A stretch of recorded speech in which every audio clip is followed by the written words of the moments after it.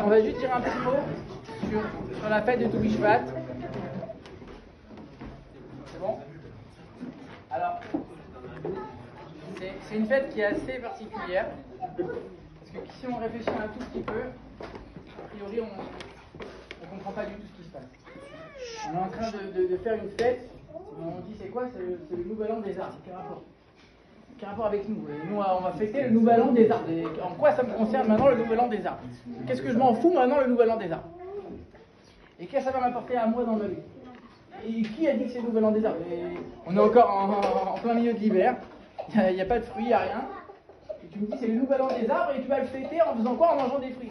Bon, alors aujourd'hui on est dans une époque où on mange des fruits à n'importe quelle saison de l'année, mais normalement il n'y a pas de fruits.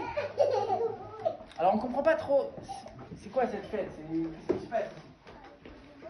Alors, comme on explique souvent ici, comme on a l'habitude de répéter souvent, la Torah, c'est pas quelque chose qui est là pour du folklore ou pour des rituels, etc. La Torah est là pour nous amener des messages. Ça veut dire que quand il y a des coutumes, quand il y a des choses qu'on va respecter, quand il y a des fêtes, quand il y a des événements, pour nous apporter des messages avec lesquels on doit vivre tout au long de l'année. Pas que pendant cet événement, pas que pendant cette fête-là. Alors, ici, le message essentiel, il faut se dire, comme c'est expliqué dans plusieurs endroits dans la Torah, que le peuple juif, il est appelé la plantation de Dieu. Ça veut dire que Dieu, on peut dire qu'il a planté les âmes juives dans ce monde-là. Ça veut dire quoi? Ça veut dire quoi planter? Ça veut dire investir. C'est-à-dire que quand on essaie de planter une graine, on investit. Ça veut dire on est en train de se dire, pourquoi je vais planter maintenant? Pour que cette graine elle puisse donner après encore plus de fruits et se développer. De la même manière, quand Dieu est en train de donner des âmes juives, de les faire descendre dans ce monde-là, c'est pourquoi? C'est pour que ça puisse fructifier. Avant de descendre, l'âme elle est collée avec Dieu, elle est tranquille, elle est bien, et tu l'amènes dans un monde où il y a quoi? Où il y a du mal, il y a des tentations, où il y a des problèmes, où il y a de l'obscurité. Pourquoi? Elle était bien. Elle était très bien là-haut, et tu l'amènes ici, dans ce monde-là, et tu l'embêtes comme ça. Pourquoi? L'exemple que je donne souvent, c'est comme si tu dis, tu rentres chez quelqu'un et tu vois, il y a des ouvriers qui sont en train de péter les murs. Et tu peux lui dire, mais qu'est-ce que tu fais? Il dit, mais je suis en train de faire les travaux, je suis en train de tout rénover. Donc c'est évident que quand tu vois quelqu'un qui pète les murs à la maison, il n'est pas en train de casser sa maison, il n'est pas fou. Il est en train d'investir pour faire quelque chose de mieux par la suite. Donc si Dieu il vient et il nous amène dans un monde qui est tellement bas pour faire une descente comme ça, c'est sûr que c'est pour avoir une élévation à la fin. Ça veut dire que quelque part Dieu il espère énormément de ce que chacun d'entre nous peut produire, de ce que chacun d'entre nous peut faire. Dieu il met énormément d'espoir en nous, entre chacun de nous. Il dit voilà, maintenant j'ai investi en toi. Qu'est-ce que tu vas en faire? Qu'est-ce que tu vas faire? Et c'est exactement la même chose quand on plante un arbre. On va planter une graine et on va dire maintenant, cette graine-là elle va donner un arbre, cet arbre il va donner des fruits, et encore chaque année, et se développer, et pousser, et encore grandir. Ça c'est le message que nous on doit prendre. De se dire que dans notre vie, toujours on doit chercher à grandir, toujours chercher à se développer, toujours chercher à produire quelque chose. Mais il y a quelque chose qui est intéressant, c'est que quand on plante une graine, qu'est-ce qui se passe?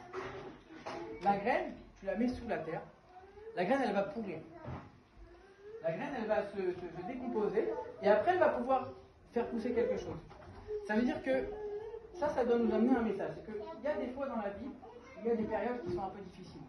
Il y a des fois dans la vie où il y a des défis, il y a des challenges. Il y a des périodes qui sont un peu compliquées pour tout le monde. Et des fois on peut se décourager. On va se dire, regarde, qu'est-ce que tu veux que je fasse maintenant? Regarde le monde, regarde les gens, regarde ce qui m'arrive, regarde ma vie. Qu'est-ce que tu veux que je fasse? On te dit, ne t'inquiète pas. Quelque part, c'est l'étape qui est obligatoire. Tu ne peux pas arriver à pousser, à se développer, à faire quelque chose d'extraordinaire, à construire, à bâtir, si tu n'es pas passé par une période difficile avant, c'est impossible. Si les choses elles se font trop facilement, quelque part, c'est que c'est du vent et ça ne tiendra pas. Les choses qui ont de la valeur, il y a des efforts derrière. Les choses qui ont de la valeur, il y a une période un peu compliquée au début. C'est toujours comme ça. Donc quand on plante la graine, on voit que la graine elle va se désintégrer.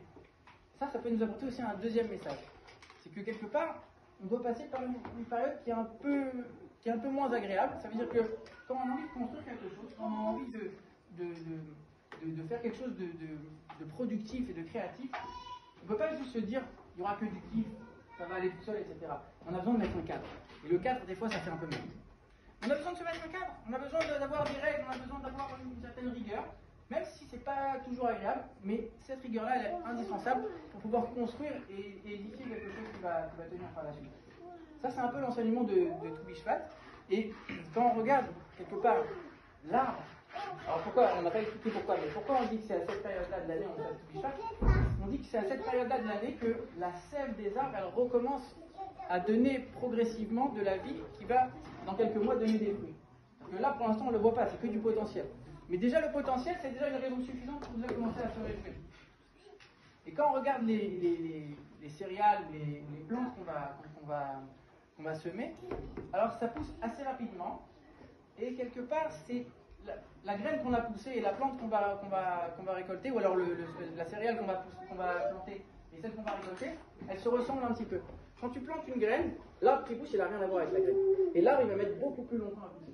Ça veut dire que quelque part, on est en train de te montrer, t'inquiète pas, même si tu as l'impression que c'est complètement à l'opposé, il n'y a pas besoin forcément de ressembler, c'est pas forcément en rapport l'un avec l'autre. Des fois, tu mets quelque chose et tu vas avoir une réussite qui n'aura aucun rapport avec la période pendant laquelle tu as commencé.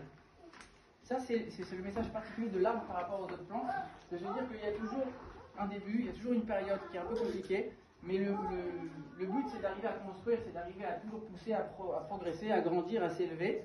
Et, comme on a dit, toujours se rappeler que Dieu, il espère beaucoup, Dieu, il met beaucoup d'espoir en nous. Il faut qu'on fasse quelque chose. En plus, on sait très bien que, voilà, avec tout ce qui se passe, chacun sent que Mashiach est très proche. Qu'est-ce qu'on va faire encore? Quelle action de plus on va faire? Qu'est-ce qu'on va essayer de construire? Qu'est-ce qu'on va essayer d'avancer? En quoi on va essayer d'avancer pour essayer de progresser et de faire des choses nouvelles dans cette période où on sait que si Dieu veut, bientôt Mashiach qui viendra. On va donner tout de suite la parole au gérant de l'association Alliance, qui va bientôt s'installer à Reims, et ils vont vous expliquer un petit peu le principe et l'histoire de l'association. Voilà.